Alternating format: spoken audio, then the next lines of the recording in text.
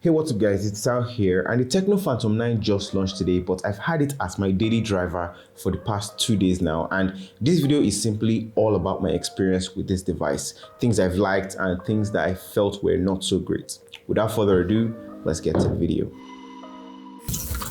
The TECNO Phantom 9 is TECNO's latest addition to the Phantom, or should I say premium lineup, and right out of the gate I think this is TECNO's first device that would feature an AMOLED display, and let me just say it looks really cool. It's a bit saturated, but it can pass as punchy.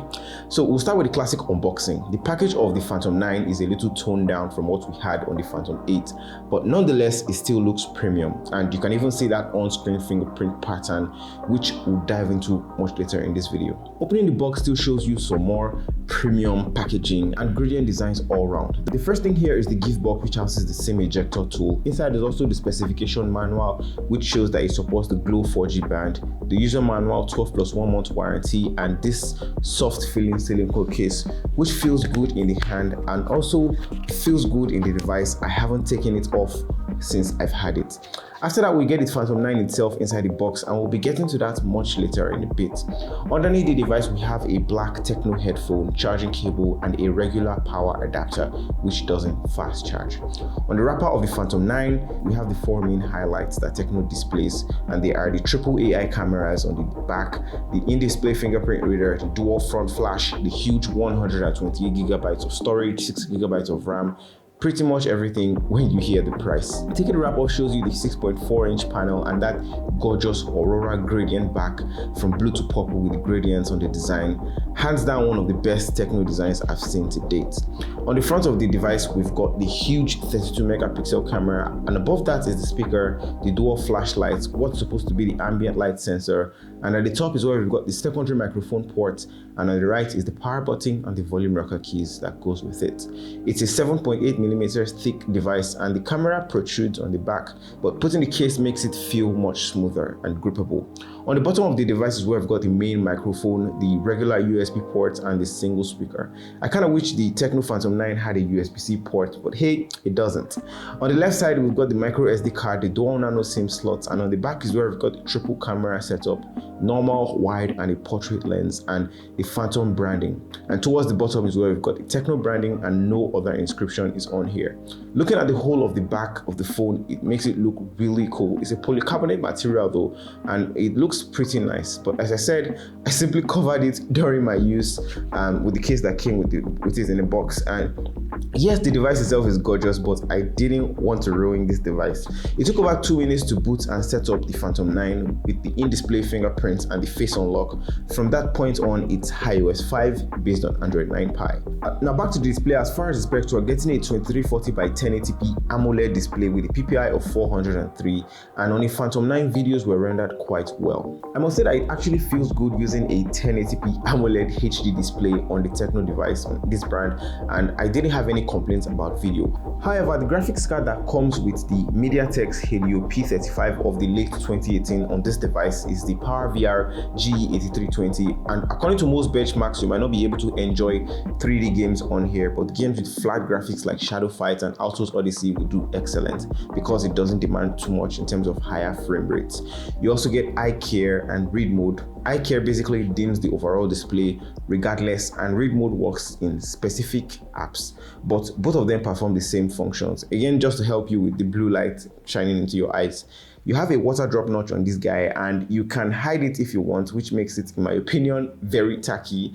And the chain on this device is much lesser than what we have on something like the Camon 11 Pro. I feel like TECNO took a lot into consideration when they crafted this one. I like it. My model has a 60GB of RAM and 128GB of storage, and according to TECNO, this device will cost around 75 to 80,000 naira. This is between 195 and 220 US dollars. The 6GB of RAM might seem huge, but when you look at how much of it is occupied by Android system itself, it's almost 2GB, about 1.7GB to be exact. So you've really got just over 4GB to play with. Multitasking also did fine, and apps loaded fine back to the position where I left them, but web-based apps were refreshed sometimes. We also see the same pattern with storage, where we've got 128 gigabytes on the label, but about 9 gigabytes is already used up by system data. So you really have just over a little less than 120 gigabytes to play with.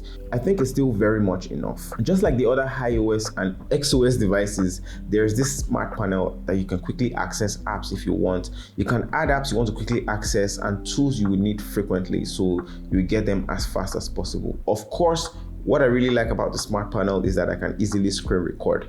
Oh, and there's also the settings that silences your phone when you flip it over, and that's if you get a call.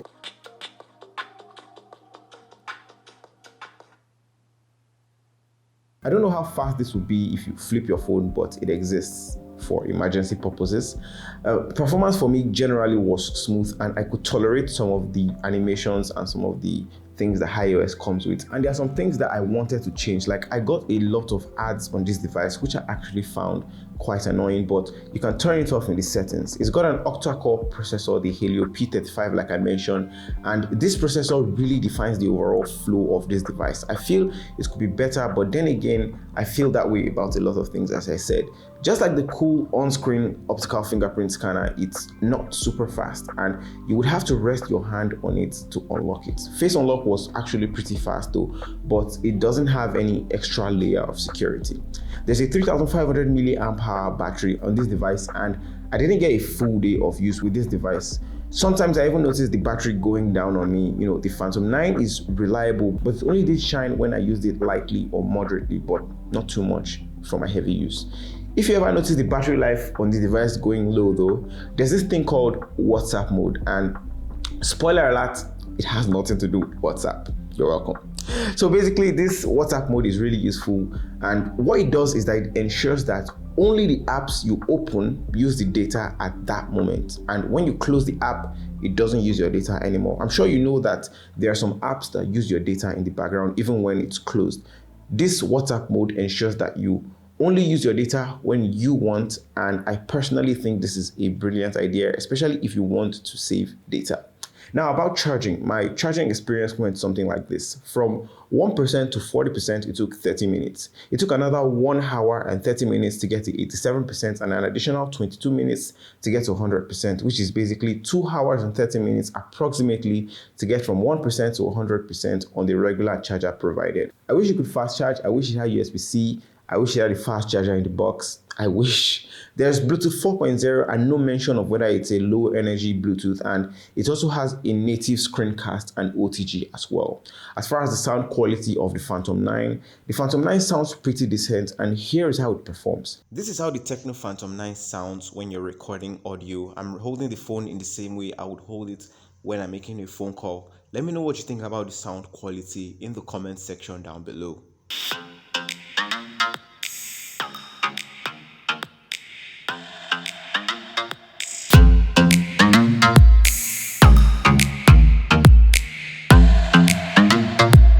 TECNO also gives you some sound adjustment effects right from the Boomplay app, which is the default music player.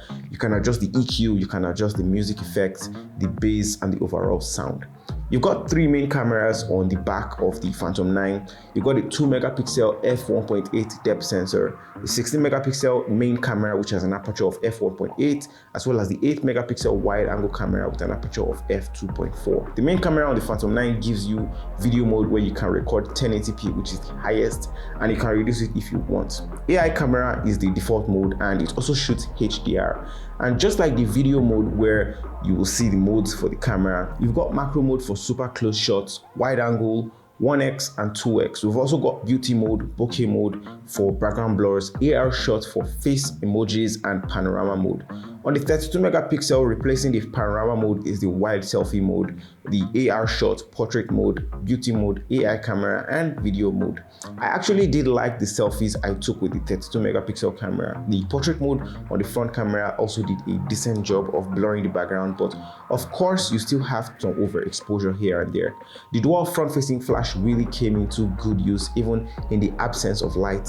In low light, the front camera does this weird softening effect, but the flash helps helps put things back into perspective. About those 3 cameras on the back, the wide angle lens had a different color from the 1x and the 2x. Most of the time I took pictures and they looked sharp for the most part, but it was always that difference in colors that was evident for me. Again, this is especially noticeable on the skin, and although the others look pleasant, the wide angle kind of fell off, but in the right lighting it will do just fine. As far as the video, there's no evidence of stabilization on the video recorded on this device. So this is the front facing camera video quality of the TECNO Phantom 9. It is a whopping 32 megapixel front facing camera, and like I always talk about in my videos, you know, the exposure is always not there for phones in this budget range, in this price category. For some reason they always like to focus on your face and blow out everything in the background, you know, just to make the image sharp.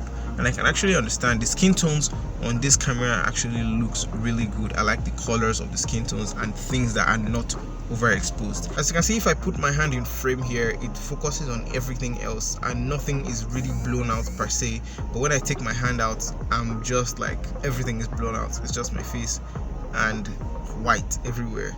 So the TECNO Phantom 9 also records in stereo audio as well. There's a microphone up top and at the bottom there, just for crisper audio, helps with phone calls, helps with voice recording and video recording like this. Let me know what you guys think about the video quality and the sound quality in the comment section down below. So that's pretty much it for my thoughts on the Phantom 9. What do you guys think about this device? Do let me know in the comment section down below. Do let me know what you think about this device. Also guys, stay tuned. There are some giveaways coming to the channel, maybe like 3 giveaways, I don't know yet. So don't go anywhere. Make sure you're subscribed and you have notifications turned on. If you like this video, please hit that like button and let me know in the comment section down below if you have any questions. Like I said, let's have a conversation. I'll be there chatting with you guys. Do subscribe and turn on notifications if I haven't said that already, and so you don't miss out on the next video as well. Thank you again for watching, and I'll see you guys in the next one.